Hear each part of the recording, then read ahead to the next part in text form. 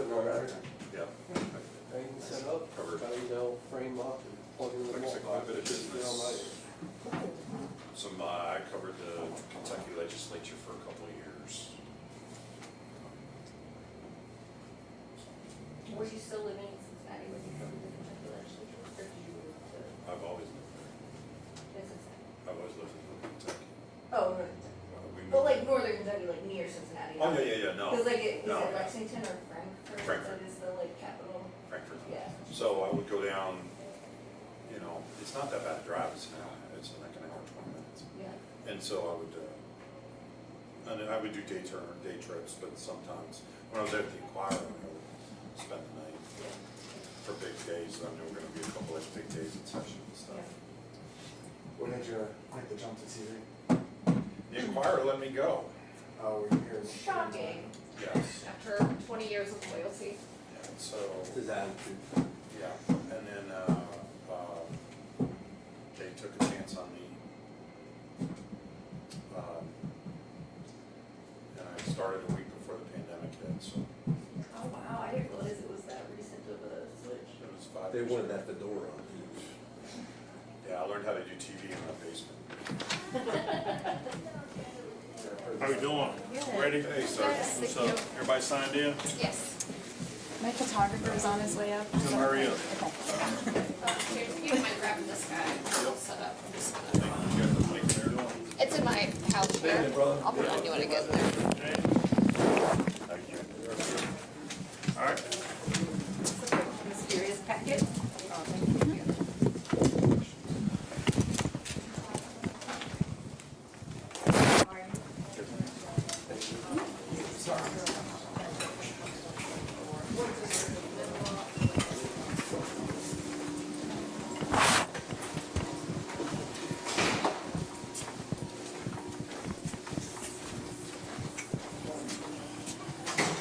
Question, but rank has its privileges.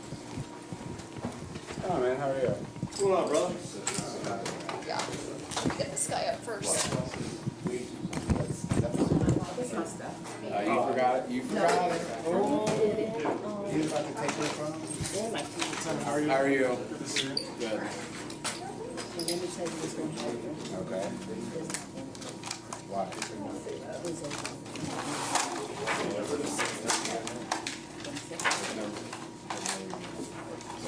You show me one of these. There's room over here too.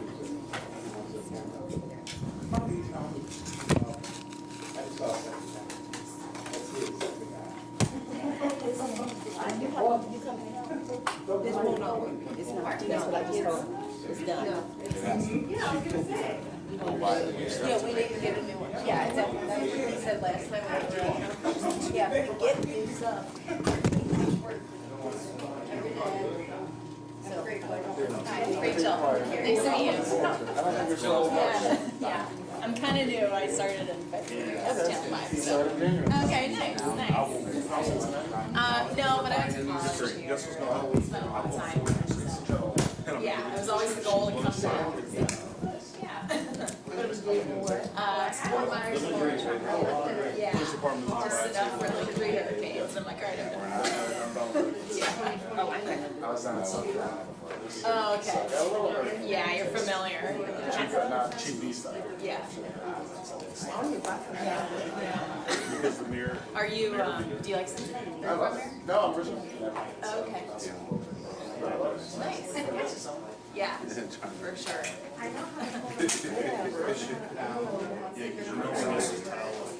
Hey, Steve. Steve, you got your thing? Yeah. Good. Ready to just use his? Just better. Act right.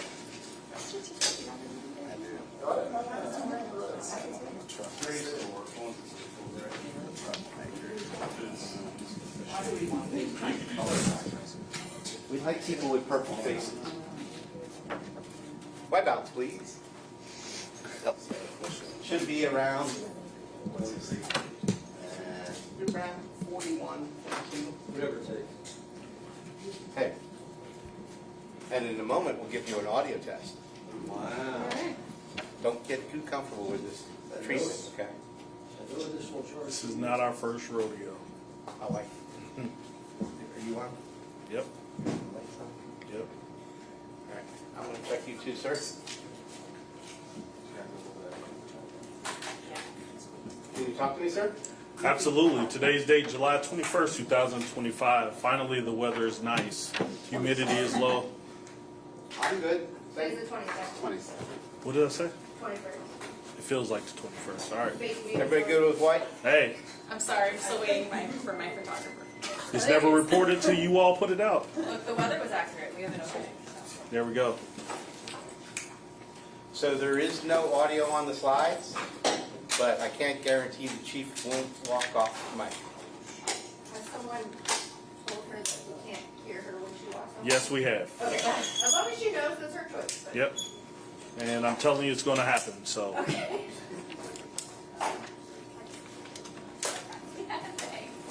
Thank you, Rail.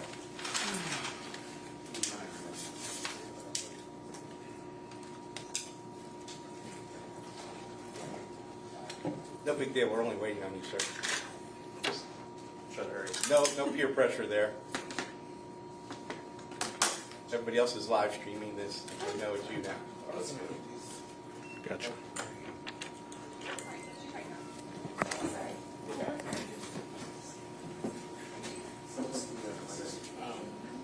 I'm not sure. Malt box in the corner. You can wireless to it. Or if you need a longer cable, we rent them. Hey, I'm going to bring this down. Spectrum, I'm bringing this down. Okay. Let me know if you still can hear it. All right.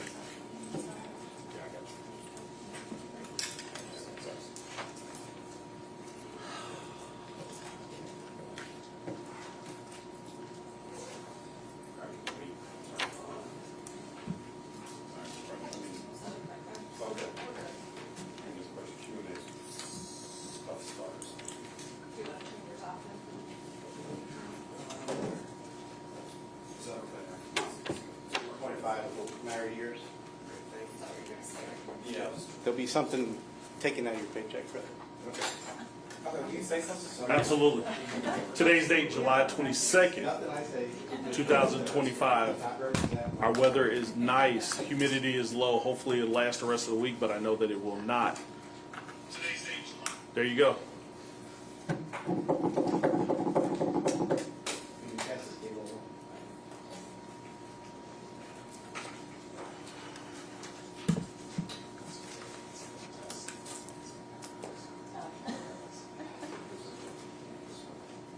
I was kind of hoping you'd go the other way.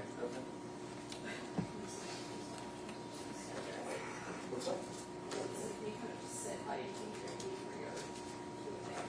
Yeah, I'm ready. So if you're in other markets, this would be not doable.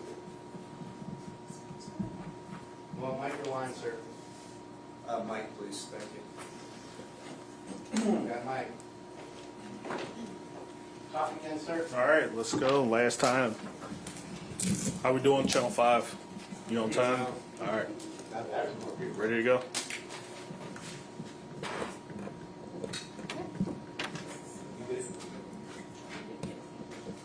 We good? All right. See you in a minute. Thank you.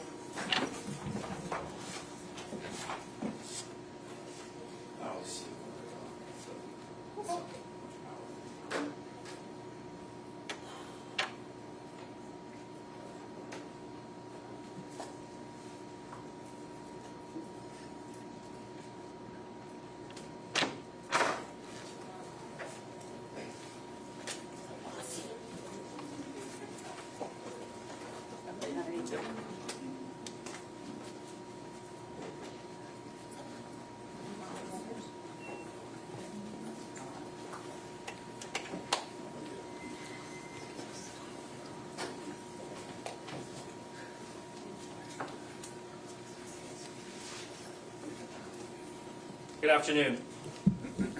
I'm once again joined by City Manager Sheryl Long, Cincinnati Police Chief Teresa Theetge, Councilmember Johnson, and Councilmember Alby. We are here to provide an update on crime in Cincinnati, the strategies we have implemented, and the progress that we have seen.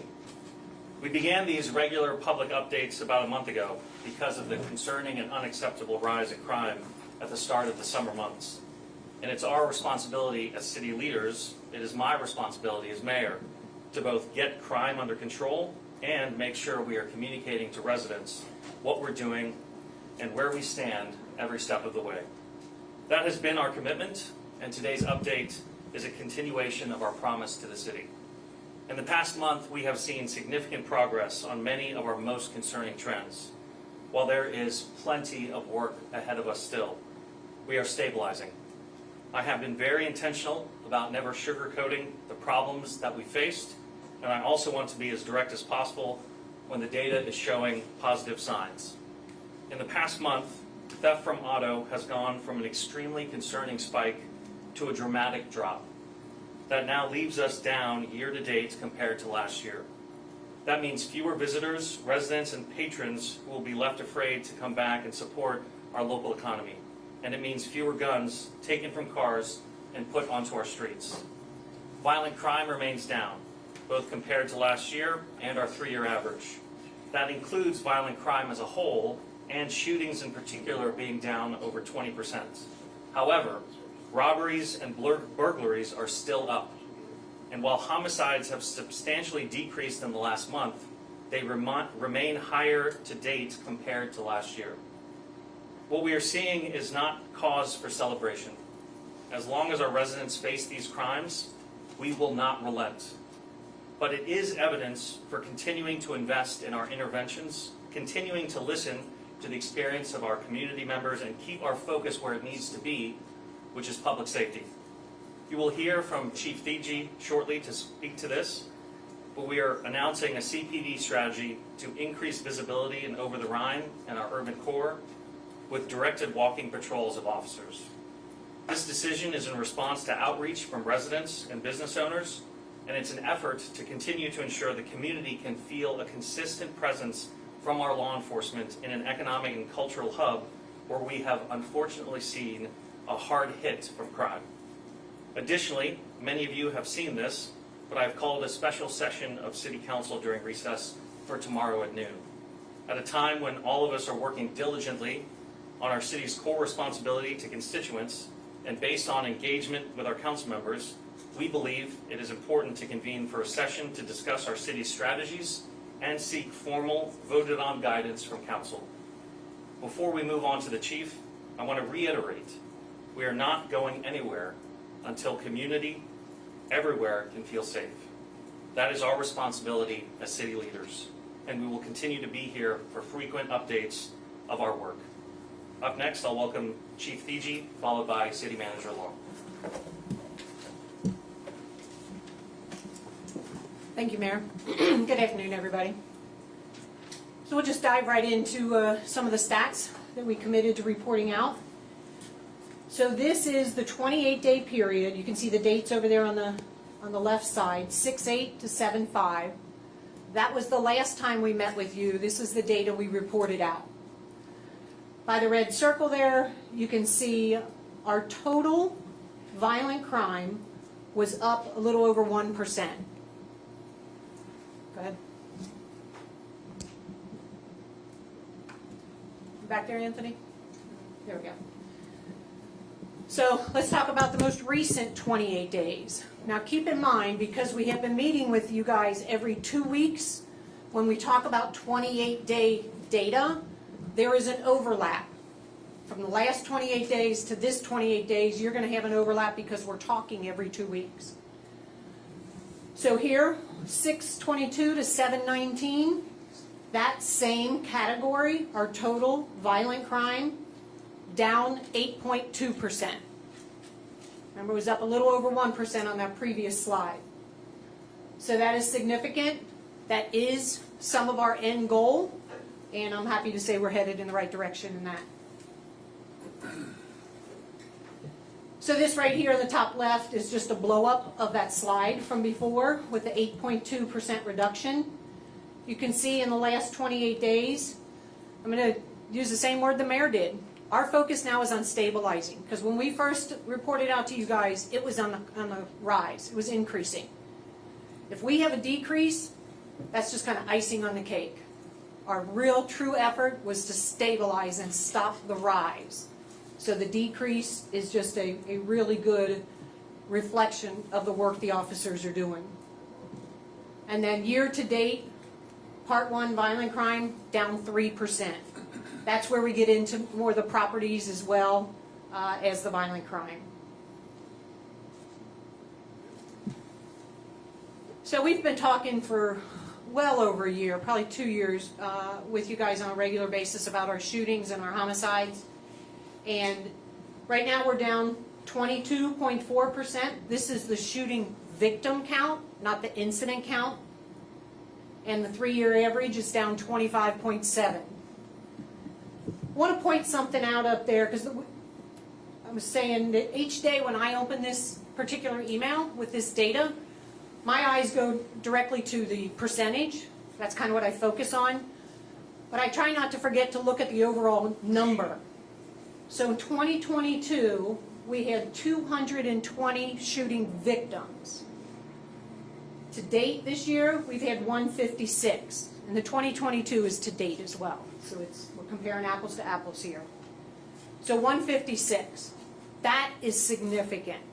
That is significant on how many people in our city have not become a victim of gun violence. So you can see down there on the bottom, we break out the adults and the juveniles.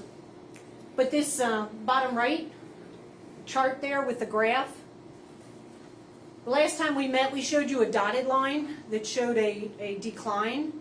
And that leads to like a projection that, hey, if we stay on the same track, here's where we could be at the end of July of 2025. This one, I think, depicts it a little bit better for the layperson. And so you'll see the dark blue line, the dark blue bar there. 2025, we've had 28. In July of 24, 31 year to date. And you can see the chart, the bar that goes all the way to the top of the graph. That was the entire month of July last year. Obviously, we're below by 3 right now for year-to-date July. And our goal is to remain below the total for July of 24 when we compare it to July of 25. That's always our end goal, to do better than we did last year. Kind of the same philosophy here with the thefts from autos. Same thing you'll see in 2025, July of 2025, 173. July of 24, again, year to date is 197.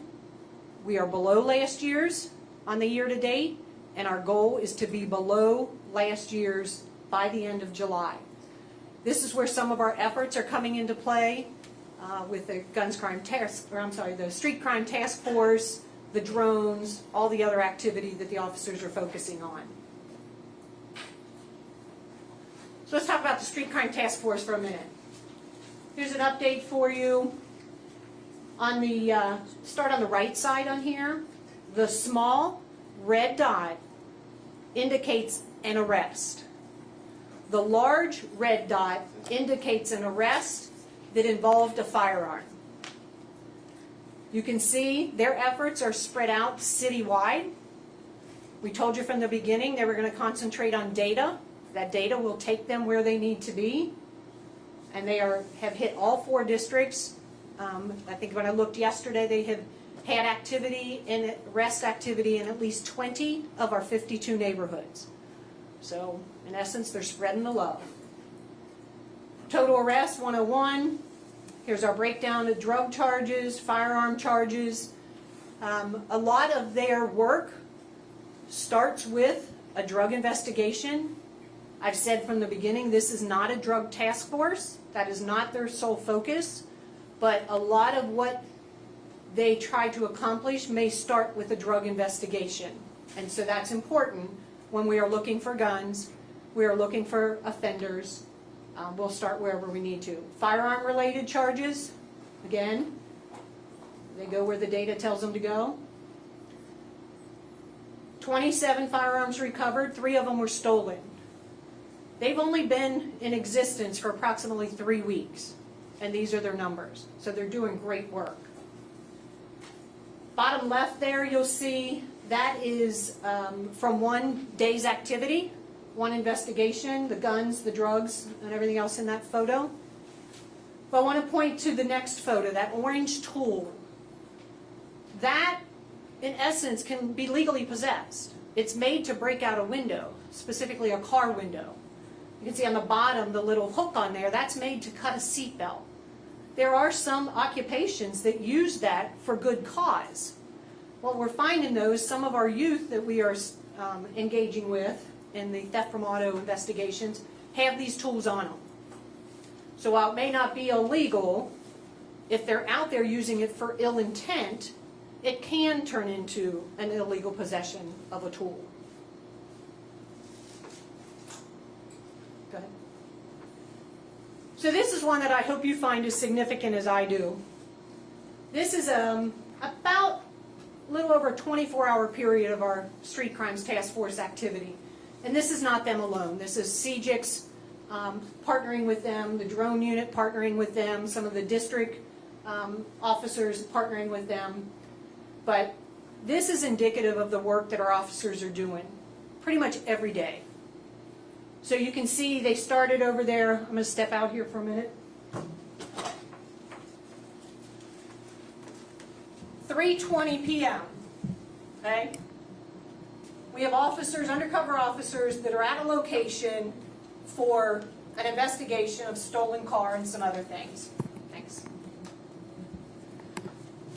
All right, so you can see they're out there doing their investigation. They stumble upon something that they were not actually out there looking for. It's a stolen vehicle with several individuals inside. The undercover officers see them get out of the car. They are all armed with firearms. Okay? The vehicle that they're in, again, stolen vehicle. 425. The subject that they are originally there looking for, they want to focus on that. They can't take their eyes off of the reason why they're there in the first place. Go to next day. They go back, they want to find out more about the individuals that got out of the car, the stolen car with firearms. So they pick up their investigation. Lo and behold, again, they see them armed and in another stolen vehicle.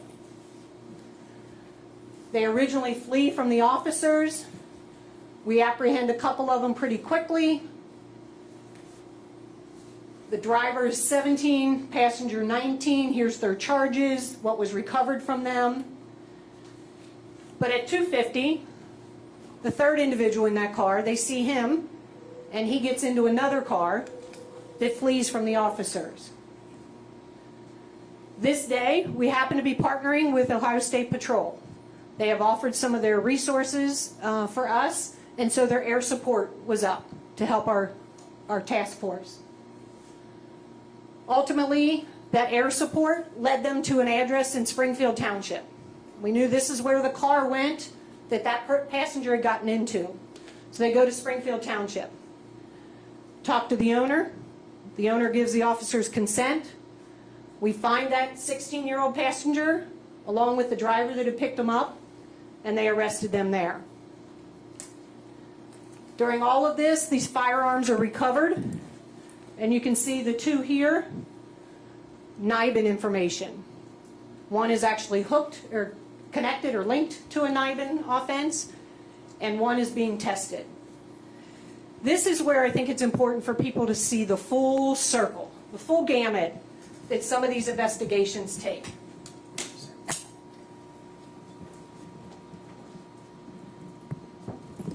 So you talk about something that could start as one thing, and in our career, in our profession, it could end as something else. This is a good scenario of that. It started looking for one person who was wanted and believed to be in possession of a firearm, and it led to multiple people, stolen vehicles, guns, and firearms linked to shootings in our city. So that is critically important to how these officers work. So just a couple of topics here I want to hit on real quick. The 117th Cincinnati Police Department recruit class started yesterday. 58 recruits. 58 showed back up today. Sometimes we lose a few when they realize maybe they weren't cut out for this type of work. So hopefully in 7 months we will graduate as close to 58 as we possibly can. They will go through the 7 months of rigorous training, emotional, mental, physical, academic, all of it. And Friday, we will be kicking off our Drone as First Responders program. That is going to be huge for us, huge for us, huge for this city. We are the first police department in the Midwest that is going to have a Drone as First Responder program. Friday, you'll learn more about that. I want to jump down to the bottom one first before I go to number 3. The Lateral Officer Academy class. We have opened up the applications for lateral officers. This is the first time that the state has allowed us, or any police department in the state of Ohio, to try to hire full-time experienced officers from anywhere in the country. They just have to meet some requirements. They have to have 2 years of full-time experience as a law enforcement officer, and they can apply to be here. They will still go through the background checks and everything else that we do for our new recruits, but we are really hoping that this is a promising endeavor for us.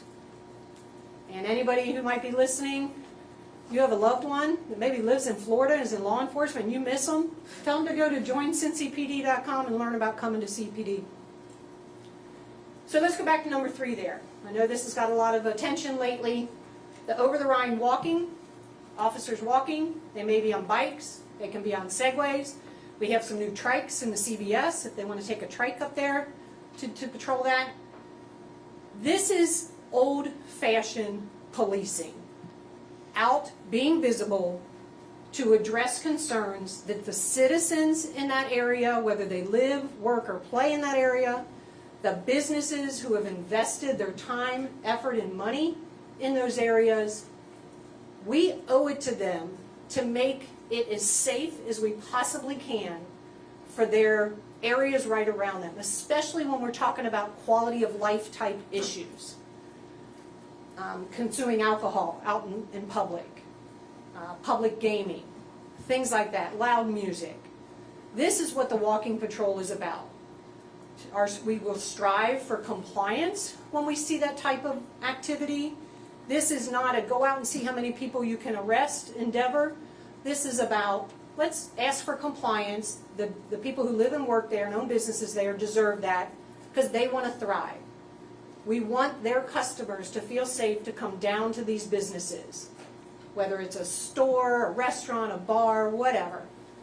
And so the best way to do that is to have police visibility.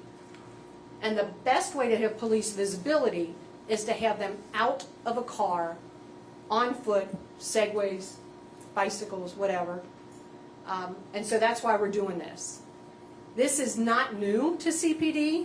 We did this when I was a younger officer quite often. We would be told we're going to walk an area that needs some attention, that needs some visibility. And that's exactly what this is. Okay? Now I'll turn it over to the city manager.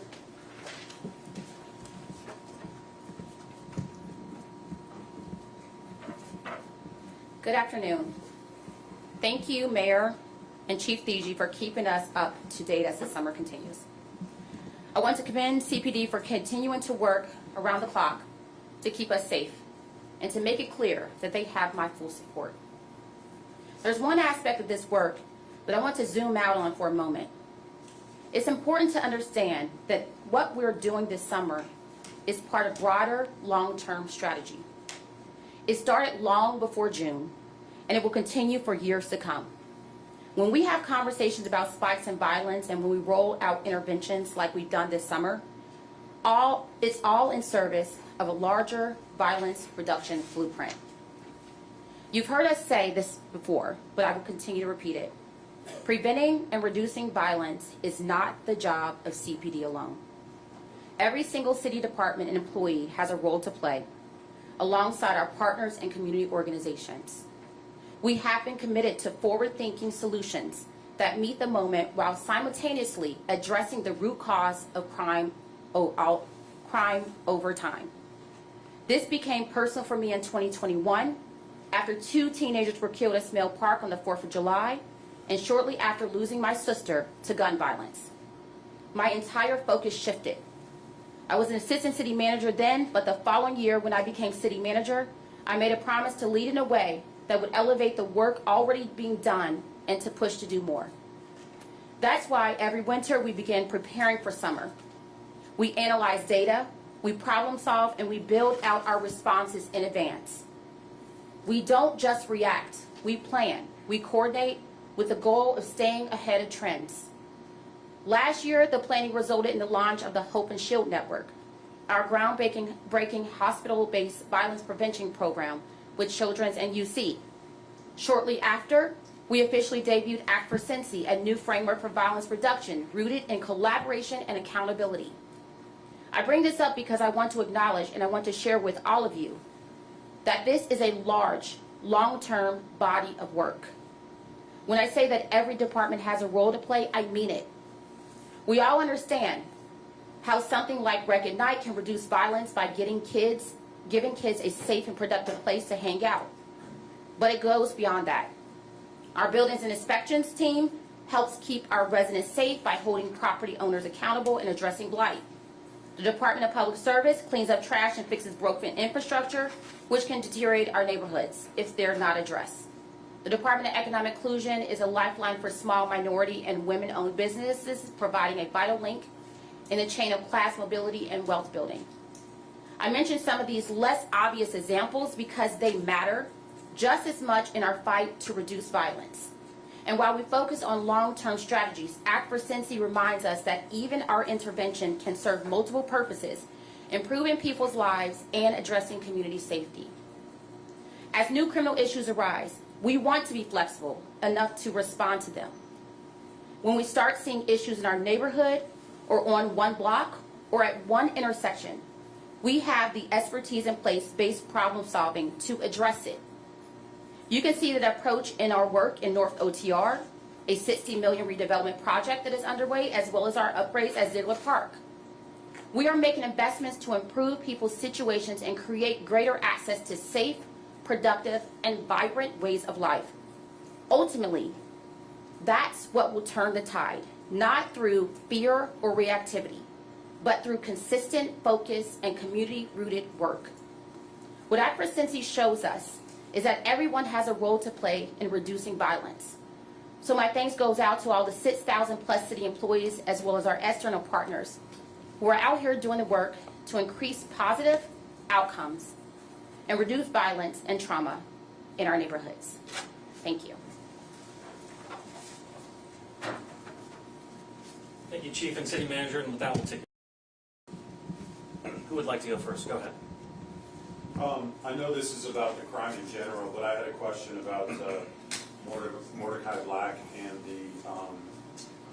the Herringer homicide. I've got records here that indicate police actually had gotten a complaint about Mordecai Black back in April and had responded to a call of a potential break-in at his girlfriend's house, and that it appears that they ran his record and did know that he had violated his probation. Previously, Mr. Mayor, Chief Theetge, you said that the city didn't know. How do you rectify those two pieces of information? Yeah, it's an important question, and of course I'll let the chief give more details about it. My understanding of the response and the search into the records was that all did occur. The police officer who was doing the search was communicated to me that they did not see that the suspect, Mordecai Black, had indeed violated his parole. And if they had seen that, obviously we would have taken some action. When I communicated out to the community that we did not know about that, about the status of Mr. Black, that was me giving you all the information that I had. Certainly the new facts that have come to light show that the search did happen, and regretfully the police officer didn't notice that he had broken his parole. So the breakdown was at the street level. When they did the search into the database, he didn't see it, and he'd been flagged. That, for that specific aspect, yes. I think there's still a concern at a systems level about how we can work more effectively with the state on the front end to get proactive notice rather than an ad hoc, we happen to be responding to a call for service that then resulted in a search. So there is work to be done, frankly, on both ends, both our relationship and communications with the state and our ability to look at a file quickly and identify the most important information. Chief? Chief Theetge, same questions. Yeah, absolutely. So James, the information that you're relaying, the manner in which you're relaying it is accurate. However, there are some gaps. The officer responded to a call for service. The woman insinuated or reported that Mr. Black was the suspect. What I think is being left out, Mr. Black was not on the scene. The officer was simply given his name by the reportee. The officer ran him in the computer in the car, as all of our officers do when they have a suspect to list on the report. The officer indicated he did not see a flag pop up for Mr. Black. I can only take the officer at his word for that. And that is not an uncommon chain of events when people are reporting crimes to us, that whomever they may be reporting as the suspect could have a warrant or a capias on them for a multitude of different things.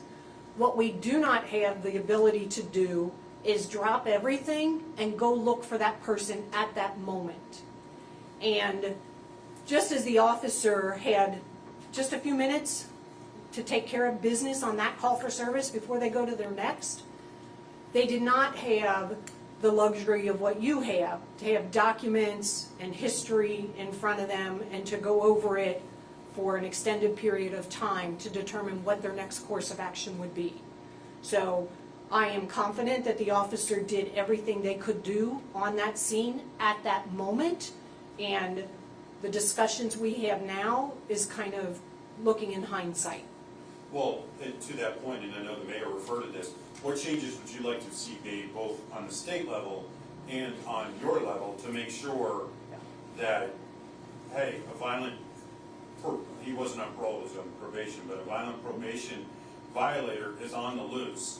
We need to know about it. What do you see that being fixed? So I don't know exactly what the fix would be. What I do know is it has got to be a fix that both the state parole board and local law enforcement, this isn't just about CPD, this is about all the law enforcements in the state of Ohio, what both entities could live with as a solution or a means of communication for this type of information. You know, I might be like way over here saying, as a police chief, this is what I need. And parole might be way over here saying, this is what we can do. We've got to find ground where we can both live with a plausible solution. Clarification on the walking tool, the walking out on the street. Did that start yesterday officially? When did that officially start? And does that include downtown, or is it just over the Rhine? Yeah, so it did officially start at 4 p.m. yesterday, and it is over the Rhine, the Main Street, Vine Street, south of Liberty area. What times, how many officers involved, things of that nature, how do they rotate? Yeah, so this could be very fluid, but as of today, this is the way it is scheduled out. We will have 2 officers in the Main Street corridor and over the Rhine, 2 officers Vine Street corridor and over the Rhine. 4 p.m. to midnight. There is some difference in those hours on the weekends because we also have CDRT and SWAT out that give those areas some attention. So it will be very fluid. I will watch it daily to see what type of activity is occurring. Again, this is not about really enforcement. This is about compliance, first and foremost. We just want people to do what the law says they can do and not do. Only when they refuse to do that would I expect enforcement efforts. And going off of that, what went into that decision to prioritize those blocks of Main and Vine when more serious crimes are happening in other places and over the Rhine, such as north of Liberty? Yeah, so I think, our strategy with our PVO, all the district commanders have the ability to direct their PVOs where their hotspots are. So that's one method of dealing with the more crime-ridden areas that you talk about. We have the Street Crimes Task Force that supplements that on top of the district PVOs. Again, this was not about the violent crime.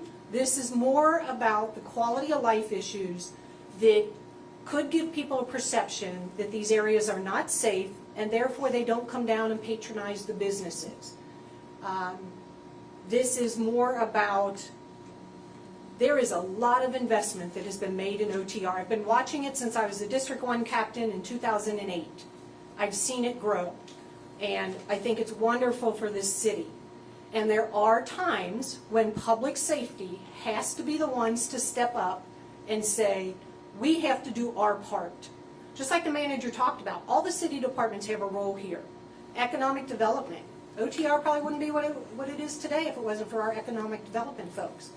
Public safety, that's the lens I look at it through. And so it is up to me when I look at data and hear from citizens what's going on in their community that I say, okay, I have a fix. It's a temporary fix, but I have a fix to help address your concerns. You presented data that shows that crime, you said, is stabilizing across the city, and there's been a lot of different efforts that CPD's been announcing, the city's been announcing to help bring that stabilization. What do you think's been the most effective? Why do you think it's stabilizing now? Ooh, that's a really good question. Time will tell.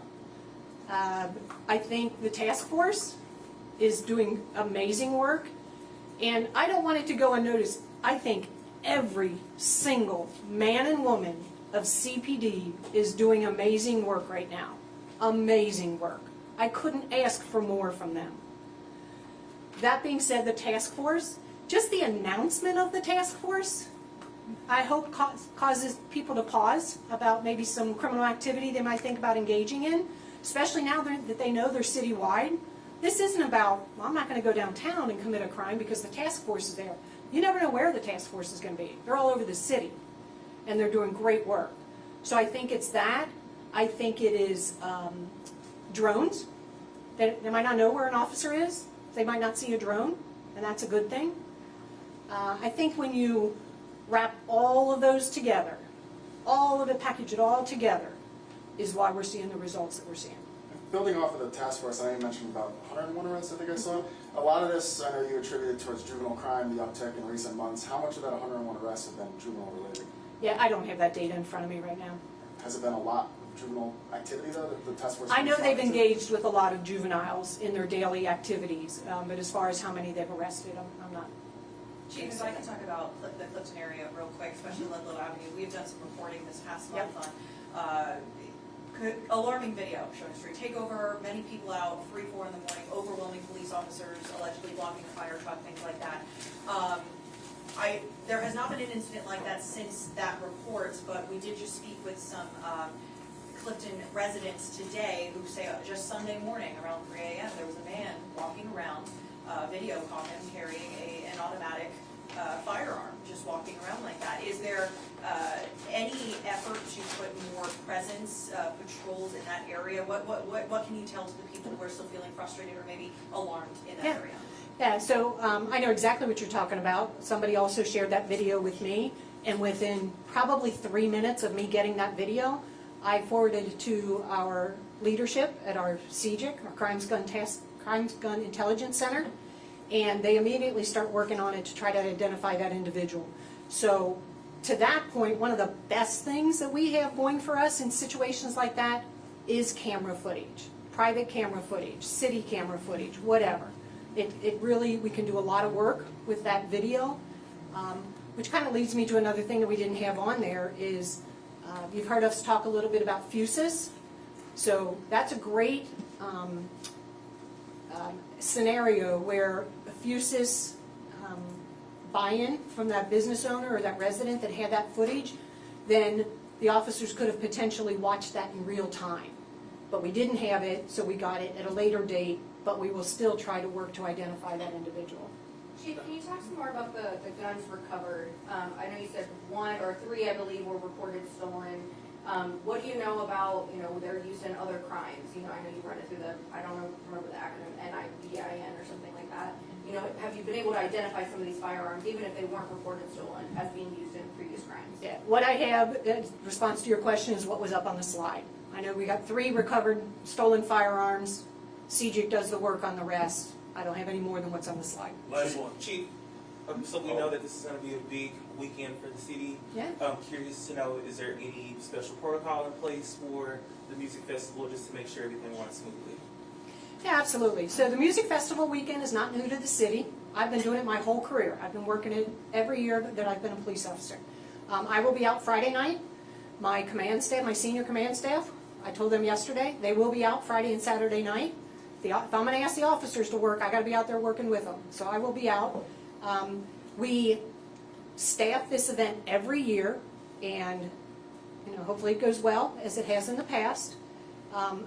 The Street Crime Task Force will be out, the drones will be out, and all of our other staff that are available will be out. Maybe one more for Mayor, Mr. Mayor,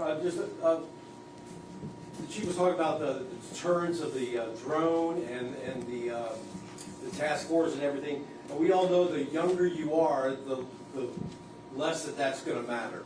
So talk about the young kids out there. How do you keep them in line? Is it a parent thing? I'm sorry, I'm maybe not following. Are you talking about the drones and specific? No, I'm talking about the youth violence, the young teen violence. I'm sure if they hear about drones, or they hear about, they don't care, they're going to go out and do what they want to do. I mean, is that a parental thing? Is that? Yeah, I mean, it's all of it. I mean, I can't, no one can stop someone preemptively from deciding to commit a crime, right? If a person, no matter how old they are, is going to commit a crime, it's very hard to go downstream to prevent that from happening. But that is exactly the intentionality behind so much of the violence interruptive work that we do. Not only the pools being open, or the rec centers staying open, or rec centers hosting Rec at Night, but also, importantly, the collaboration with UC and Children's Hospital, where when someone goes to our emergency rooms with a gunshot wound, we immediately offer them wraparound services in order to prevent them from retaliating and falling into recidivism. So far with this program, we've had roughly 98 people enroll in the Hope and Shield Network, and only 1 so far has gone back to violent crime. Oftentimes, those patients are children, so it's a great opportunity for us to intervene once violence has happened. So much of what we're talking about here with CPD's response is less, frankly, about deterrent and more about acute interventions that CPD can lead to hold people accountable, and also our attempt to prevent crime, particularly in our hotspot areas. Drones, greater visibility, the task force, these are all meant to stop perpetrators from engaging in these kinds of crimes, and also to hold them accountable moving forward. Mayor, what specifically tomorrow is council taking up in the meeting? Is it going to be a vote on something? Or? Yeah, so we are putting forth it was, first of all, Scott, thanks for the question. It was important to all of us, including council, to provide a voice for council, an opportunity to ask questions of the chief and the administration and me about the effectiveness of the strategy, what other opportunities there could be in order to continue to drive down our violent crime. Specifically, we'll be talking about a number of things, including the curfew. We'll be talking about park hours, and we'll be talking about our CPD response with both the task force and our visibility plan with walking patrols and over the Rhine. I think it's important to have a public opportunity for council members to ask questions, tough questions, and really provide a pressure test on the strategies that we're deploying. And I can speak for the chief and the city manager that we welcome that kind of scrutiny, and this is an all hands on deck situation. which is why during the summer months, they're usually on recess, but I thought it was important enough to call them in for an emergency meeting, put this motion in front of them, let them debate it, and ask the hard questions, and then hopefully vote on a comprehensive strategy moving forward. So it would just basically be council putting their official approval on what you guys are already doing kind of thing? No, I mean, we're going to be talking about some new ideas, like park hours, like the curfew. I've said since we've started meeting that the curfew is absolutely on the table and a tool that we can deploy. I think I've been regularly updating you that we are working right now with our various partners to make sure that when we do enforce the curfew, that we're doing it in the most effective and just way. Obviously, there's a lot of logistical challenges with detaining kids, holding them until their parents can pick them up or until they can be transported home. We're working very closely with various community partners in order to make sure that this is effective. We're also going to ask council to take a look at the curfew ordinance and potentially offer some changes to make it frankly easier to deploy in a more effective way. And Thank you. Pureval. Oh, go ahead. One last one. Sorry, just while we have you, I was wondering if you could share your thoughts on the Roebling protests that happened, and the arrests that were made, and the reaction to it, how it was handled. Yeah, look, in the city of Cincinnati, we take very seriously people's constitutional right to protest, to assemble, and to voice their concerns for us as city leaders, but also on the state level and the national level. I was very proud of how CPD responded in making sure that the protesters were safe, that they were not creating any public safety issues around them, and certainly while they were in the city of Cincinnati, that was the case.